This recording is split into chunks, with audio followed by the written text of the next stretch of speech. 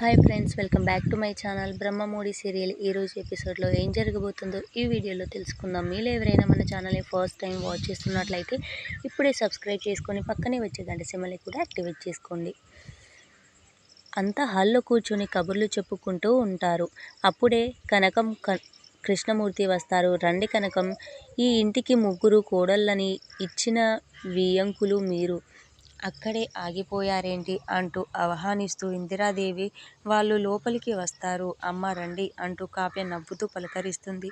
వాళ్ళు వచ్చి కూర్చుంటారు. ఏంటి కనకం, ఎప్పుడు రాని మా అన్నయ్యను వెంటబెట్టుకుని వచ్చావు, ఏదైనా విశేషమా అంటుంది. అవును వదిన గారు, వినాయక చవితి వస్తుంది కదా, పైగా నా కూతుళ్ళు ఇద్దరు కడుపుతో ఉన్నారు కదా, వాళ్ళతో పాటు అల్లుడిని కూడా మా ఇంటికి తీసుకెళ్ళి ఈసారి పండుగ అక్కడే జరిపిద్దాం అనుకుంటున్నాం. అందుకే ఒక్కసారి మిమ్మల్ని అడిగి తీసుకుని వెళ్దామని అంటూ నసుగుతూ ఉంటుంది కనకం. అయితే అపర్ణాదేవి, ధాన్యలక్ష్మి అందుకు ఒప్పుకోరు.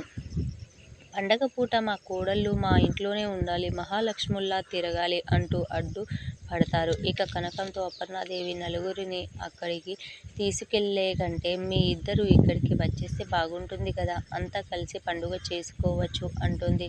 కనకంతో పాటు కృష్ణమూర్తి రీ ఎంట్రీ. ఇక అపర్ణాదేవి అలా చెప్పడంతో అంతా మంచి ఐడియా అంటారు. కావ్య, అప్పు కూడా మా అత్తల మాటే మా మాట, ఇదే మా కుటుంబం అంటూ డైలాగ్స్ చెబుతూ ఉంటారు. వీళ్ళ ప్రేమానురాగాలు చూసి రుద్రాని రగిలిపోతూ ఉంటుంది. వీళ్ళ ప్రేమలు అంటూ ఉంటుంది కోసంగా కొడుకుతో చిన్న స్వరంతో. ఇక ప్రోగ్రాం ఫిక్స్ అయిపోయింది.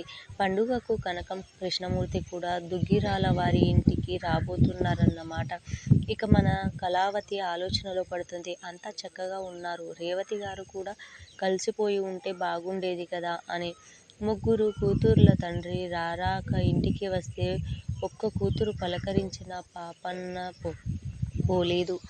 కళావతి రేవతి గురించి బాధపడుతూ అల్లాడిపోతూ అలా అందరి మధ్య నుంచి నడిచి బయటికి వెళ్ళిపోతూ ఉంటుంది. శూన్యంలోకి చూస్తూ రాజ్ అది గమనించి వెనకే వెళ్తాడు. ఇంట్లో కనకం కృష్ణమూర్తి ఉన్నారు.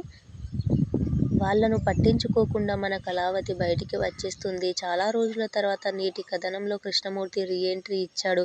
పైగా కావ్యకు కృష్ణమూర్తికి మంచి అనుబంధం ఉండేది. కనీసం ఎలా ఉన్నావు నాన్న అని కూడా అడగలేదు చిత్రంగా.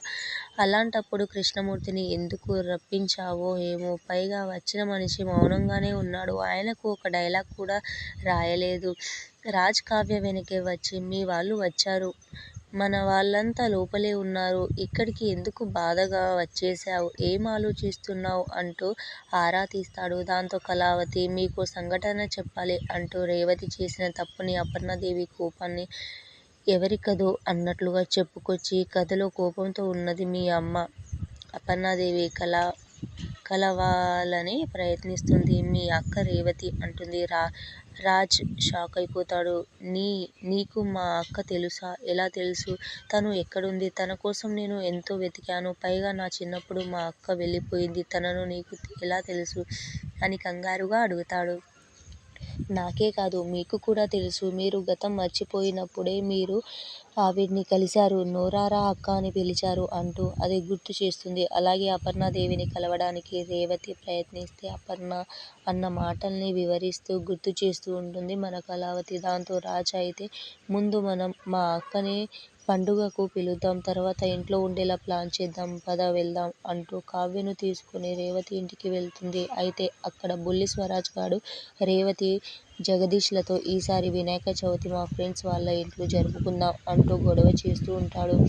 బుల్లి స్వరాజ్ మాటలు గుమ్మం దగ్గర నుంచి రాజ్, కావ్య వింటూ ఉంటారు. అక్కడ పండగ జరుపుకుంటే నీతో పాటు మేము ఎలా ఉండాలిరా అంటుంది రేవతి. బుల్లి స్వరాజ్తో, నువ్వు ఆ ఇంటి కూతురిగా వస్తే ఎలా అయినా ఉండొచ్చు అక్క అంటాడు రాజ్ నవ్వుతూ. రామ్ అంటుంది రేవతి పలకరింపుగా. రామ్ కాదు అక్క, రాజ్, నీ స్వరాజ్ అంటాడు రాజ్. అయోమయంగా చూస్తుంది రేవతి. ఆయనకు మామూలు మనిషి అయ్యారు వదినా, గతం గుర్తు రాగానే మిమ్మల్ని వెతుక్కుంటూ వచ్చారు అంటుంది కావ్య ప్రేమగా. జగదీష్ సంతోషం చూస్తూ ఉంటాడు వాళ్ళ వైపు. ఇక రాజ్, కావ్య అలా మాట్లాడేసరికి రేవతి తమ్ముడు అని సంతోషంగా రాజ్ గుండెలపై వాలుతుంది. చాలా ఎమోషనల్